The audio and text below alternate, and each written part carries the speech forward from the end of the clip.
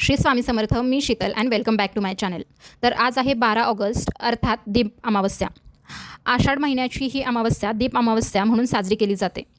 पण तुम्हाला यामागची गोष्ट माहीत आहे का? चला सांगते.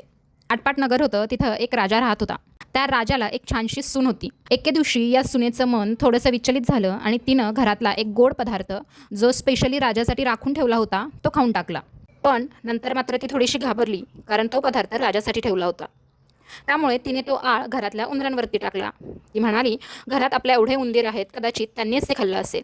परंतु ही गोष्ट राजवाड्यातल्या उंदरांना कळाली आणि ते फार क्रोधित झाले. ते म्हणाले, चला आता आपण हिला चांगलाच धडा शिकूया.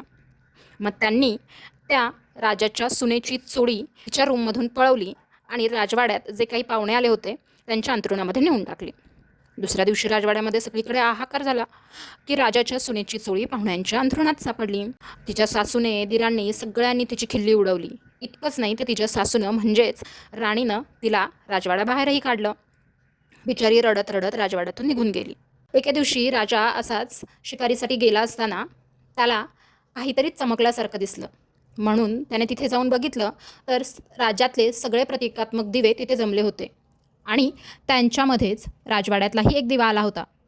तो दिवस होता आषाढी अमावस्येचा अर्थात दीप अमावस्येचा.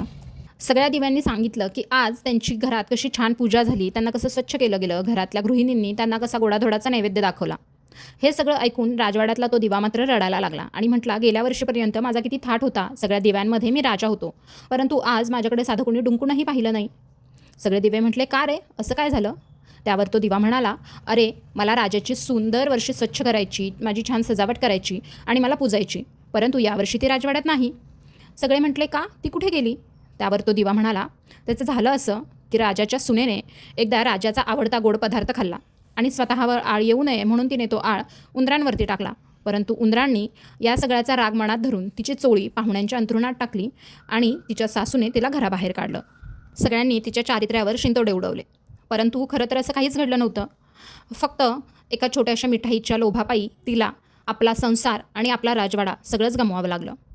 हे सगळं प्रकरण राजा एका कोपऱ्यात उभं राहून ऐकत होता.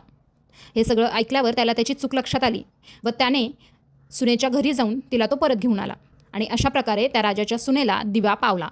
आपल्यालाही हे दिवे पावावेत म्हणूनच दिव्यांची आज पूजा केली जाते. तुम्हाला ही दिव्यांची कथा माहीत होती का? आणि जर पहिल्यांदा ऐकली असेल तर ती कशी वाटली हे कमेंटमध्ये सांगायला अजिबात विसरू नका. माझ्या चॅनलला लाईक, शेअर आणि सबस्क्राईब करायला अजिबात विसरू नका. सोबतच बेल आयकनही प्रेस करा, म्हणजे मी टाकलेल्या व्हिडिओचे नोटिफिकेशन्स सगळ्यात अगोदर तुम्हाला येतील. Thanks for watching and stay tune for more such videos.